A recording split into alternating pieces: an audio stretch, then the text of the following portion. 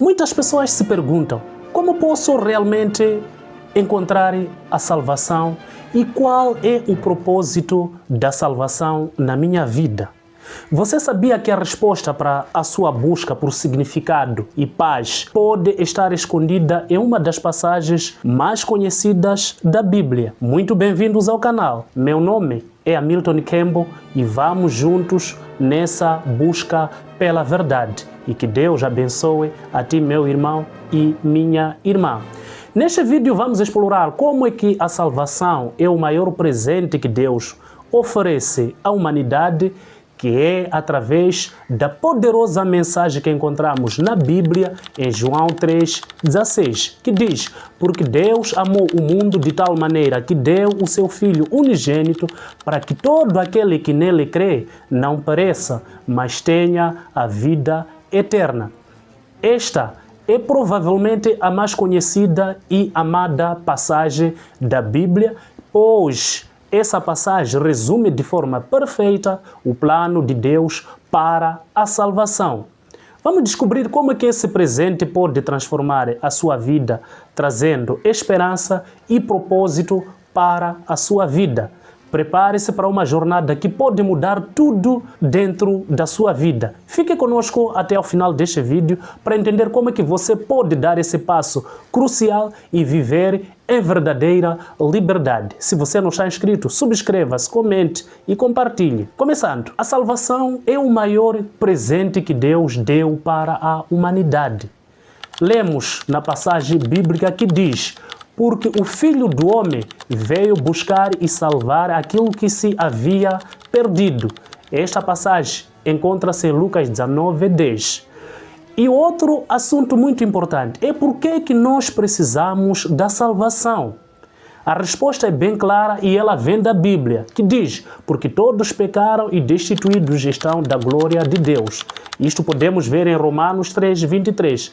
Esse versículo é uma declaração universal sobre a condição humana. Isto significa que todas as pessoas, sem exceção, pecaram e, portanto, elas não atingem o padrão da perfeição e santidade que é exigida por Deus. Portanto, a glória de Deus aqui pode ser entendida como a perfeição moral e espiritual que reflete a natureza divina. E por causa do pecado, todos nós ficamos muito abaixo desse padrão que é exigido e, como consequência, somos separados da presença de Deus.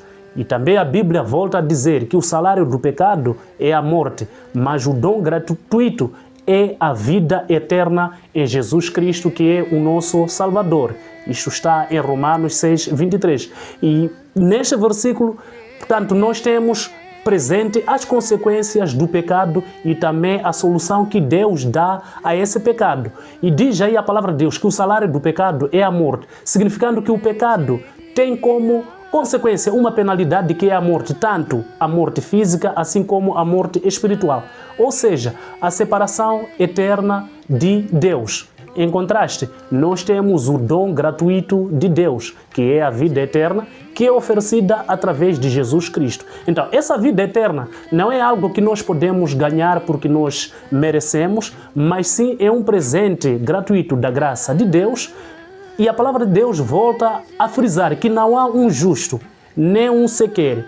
Isto pode ser lido em Romanos 3:10. Portanto, a pecaminosidade do homem é universal e que ninguém é inerentemente justo ou capaz de se justificar diante de Deus por seus próprios méritos, pela sua própria esperteza. A palavra justo aqui se refere a alguém que é reto, alguém que é íntegro e que cumpre a lei de Deus de forma perfeita. Então, a declaração de que não há um sequer mostra de forma clara e total a depravação da humanidade e também a impossibilidade da humanidade de alcançar a justiça por meio de esforços humanos. Então, do outro lado, nós temos um Deus que tem um plano para nós, para a nossa salvação.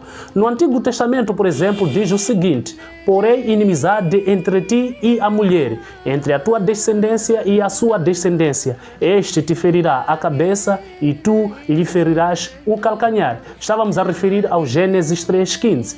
Então, na interpretação tradicional do Gênesis 3,15, é que este versículo, na verdade, contém uma primeira menção da esperança e também da redenção. A descendência da mulher é frequentemente entendida como referência a Jesus Cristo, que viria como Salvador da humanidade. E depois temos a frase que diz: este te ferirá a cabeça. Sugere uma vitória final sobre Satanás, neste caso Jesus, ganhando contra o Satanás, enquanto que tu lhe ferirás o calcanhar. Indica a dor e o sofrimento que Jesus Cristo enfrentaria na cruz. Então, em outras palavras, diríamos, a própria Bíblia volta a referenciar que sem derramamento de sangue não há remissão de pecados. Isto pode ser visto em Hebreus 9:22. Portanto, a purificação é feita pelo sangue. De acordo com a lei, quase que todas as coisas são purificadas com sangue. O sangue é considerado um elemento sagrado com poder de expiar pecados e transformar o impuro para tornar-se puro. Então, no Antigo Testamento, vemos ainda mais que os sacrifícios eram oferecidos para reconciliar o homem com Deus. Então, esses sacrifícios simbolizavam as bênçãos da salvação, mas não eram a salvação em si. O sacrifício de Jesus Cristo, sim, que é o Filho de Deus, é o único que pode trazer a verdadeira salvação. O sangue de Jesus é suficiente para nos purificar a todos nós dos nossos pecados. Tanto quando diz em Jesus Cristo, ou quando se diz que o Verbo se fez carne e habitou entre nós, isto é lido em João 1:14, mostra que Jesus Cristo é Deus.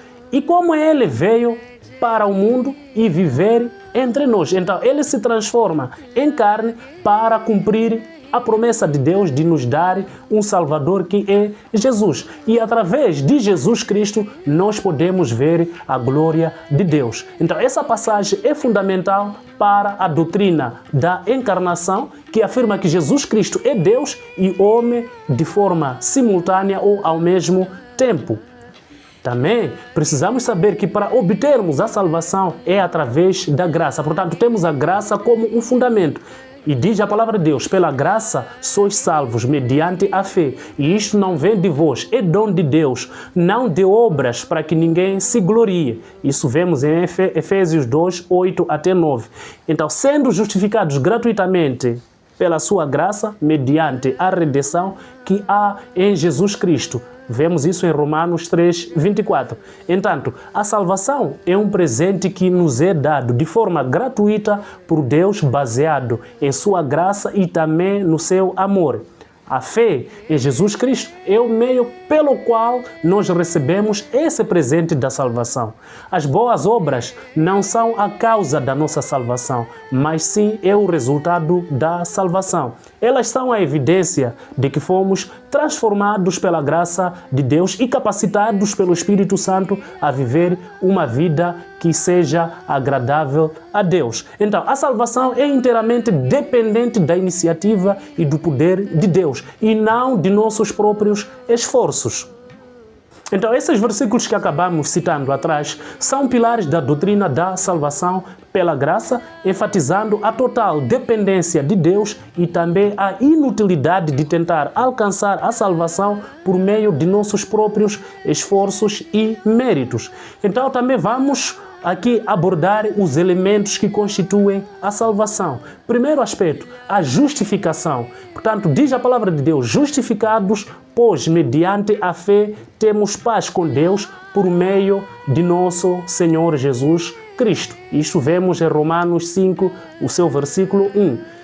Segundo ponto, santificação, porque esta é a vontade de Deus, a vossa santificação. Em Tessalonicenses 4:3, ou 1 de Tessalonicenses 4, do seu versículo 3, diz: sede santos, porque eu sou santo. E também temos 1 de Pedro 1:16, que diz o que eu estava dizendo anteriormente: sede santos, porque eu sou santo. Temos também o terceiro ponto, que é a glorificação. Sabemos que quando Ele manifestar, então nós seremos semelhantes a Ele, porque haveremos de vê-lo como Ele é. Isto é visto em 1 de João 3:2. Então, esses três aspectos da salvação são interdependentes e essenciais para uma compreensão mais completa da obra de Deus em nossas vidas. A justificação é o ponto de partida, a santificação é a jornada de forma continuada e a glorificação é o ponto que nós queremos alcançar, quer dizer, que é o destino final. E também temos outro ponto muito importante inerente à salvação, que é a resposta humana à salvação. Primeiro ponto, nós precisamos de arrependimento. Diz a palavra de Deus: arrependei-vos, pois, e convertei-vos para serem cancelados os vossos pecados. Atos 3:19. Ponto número 2. Precisamos exercer fé, que diz que crê no Senhor Jesus Cristo e serás salvo, tu e a tua casa. Vemos isso em Atos 16:31. De fato, sem fé é impossível agradar a Deus. Isto é lido em Hebreus 11:6. Ambos, o arrependimento e fé, são interdependentes e necessários para receber a salvação. O arrependimento nos leva a reconhecer a nossa necessidade de um Salvador. E a fé nos leva a confiar em Jesus Cristo para nos salvar. Então, todos esses juntos, eles nos conduzem a uma vida transformadora e também em comunhão com Deus. E como é que nós podemos aplicar a salvação de uma forma mais prática em nossas vidas? Para aqueles que não são salvos, diz a palavra do Senhor: eis que estou à porta e estou batendo. Se alguém ouvir a minha voz e abrir a porta, entrarei em sua casa e cearei com ele e ele comigo. Vemos isso em Apocalipse 3, do seu versículo 20. E para os salvos, diz aí a palavra do Senhor: portanto, ide, fazei discípulos de todas as nações, batizando-as em nome do Pai, do Filho e do Espírito Santo. Isto é uma ordem que está em Mateus 28:19. Acima de tudo, a palavra de Deus aqui apresenta uma imagem poderosa de Jesus Cristo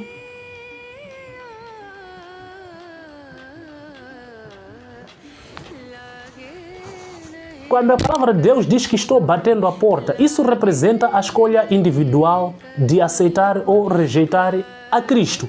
Ouvir a sua voz significa prestar atenção ao chamado de Deus e também reconhecer a sua presença.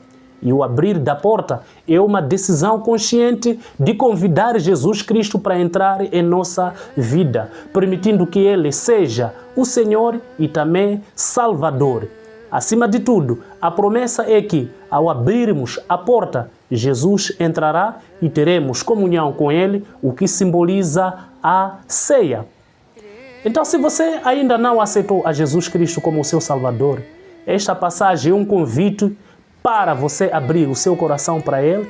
Ouça a voz de Deus através da leitura da Bíblia, da oração e do testemunho de outros cristãos. Você precisa tomar a decisão de convidá-lo para entrar em sua vida, arrependendo-se de seus pecados e confiando nele como o seu Senhor e Salvador. E para aqueles que são salvos, nós já sabemos que precisamos partilhar esta mensagem para os outros, porque esta é uma ordem direta que nós recebemos da parte de Jesus Cristo, que nos dá a ordem. Ide, que significa sair, e alcançar mais almas, e ir a todas as nações. Isso quer dizer, não apenas ficar dentro da igreja, mas sim fazer discípulos, significa levar as pessoas a se tornarem seguidoras de Jesus Cristo, ensinando a essas pessoas a obedecer a todos os seus mandamentos e batizando as pessoas que aceitarem a Jesus Cristo em nome do Pai, do Filho e do Espírito Santo. Então isso significa identificá-los de forma pública como seguidores de Cristo, simbolizando a sua morte para o pecado e também a ressurreição para a vida. Se você chegou até aqui e foi abençoado por esta mensagem, deixe o seu like, subscreva-se, deixe os seus pensamentos, comente os seus pensamentos sobre a salvação. Compartilhe também esta mensagem com os seus irmãos e aqueles que, na verdade, necessitam deste evangelho. Ensine as pessoas sobre Jesus Cristo e ajude a elas a crescerem na sua fé. E você faça uso dos seus dons e talentos para servir a Deus e também para servir ao próximo. Portanto, a fé cristã não é apenas sobre a salvação individual, mas também sobre o compartilhar essa salvação com o mundo. Então, este é um convite contínuo para todos, tanto para receber o amor de Deus, quanto para compartilhar com os outros que ainda não o conhecem. Então, muito obrigado pela vossa atenção, por assistirem a esse vídeo e nos vemos no próximo vídeo. Que Deus o abençoe de uma forma rica e poderosa.